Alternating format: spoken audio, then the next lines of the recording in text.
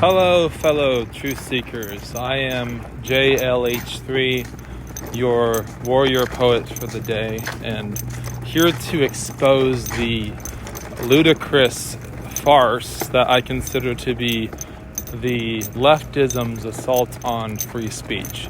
And please forgive me if a few small facts in this issue are incorrect. This is just my brief understanding of how things went down. But honestly, if some of the details might be slightly wrong, so please forgive me. But what happened here is the latest travesty that happened today is that the Onion, the left-wing cringe satire site, attempted to buy InfoWars, the notorious right-wing conspiracy theorist group that happens to be right a lot of the time, run by Alex Jones.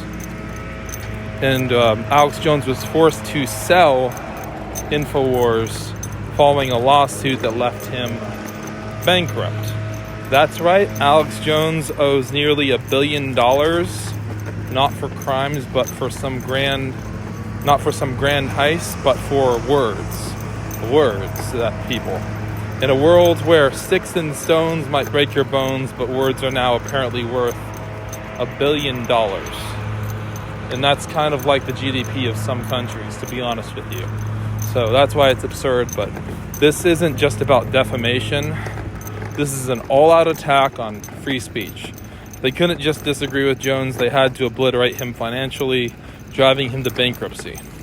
This isn't justice, it's a scorched earth policy against political dissent. And get this, the vultures wanted to actually own Alex Jones's name and likeness. Imagine that, owning someone's identity. But even the courts had to draw the line, ruling it as legally slavery.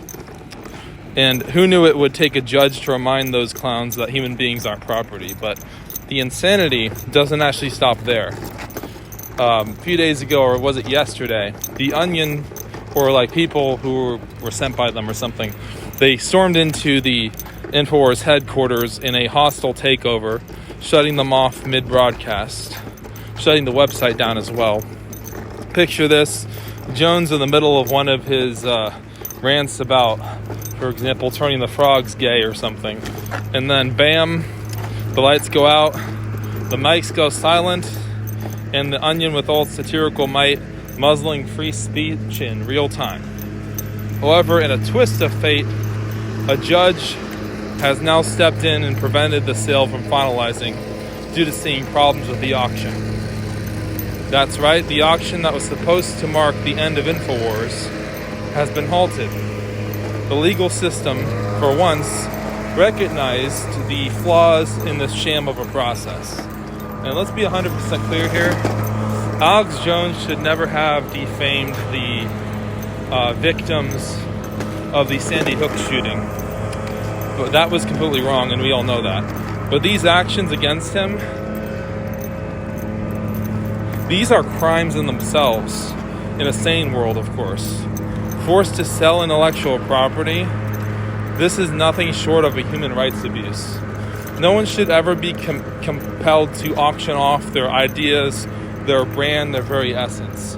I can't imagine, as a poet and a writer myself, I can't imagine being forced to sell something that's so close to my soul.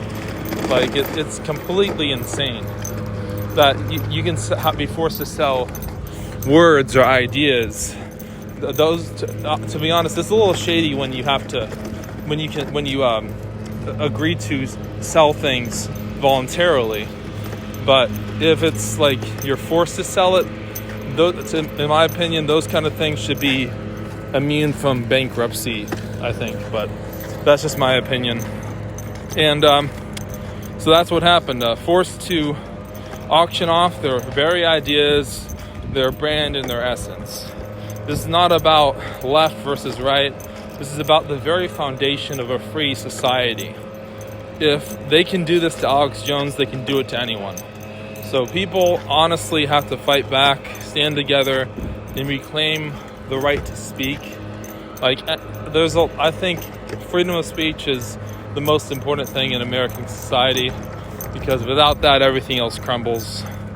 And you should be able to say whatever crazy thing you want to say without fear of being financially ruined, or forced into intellectual slavery.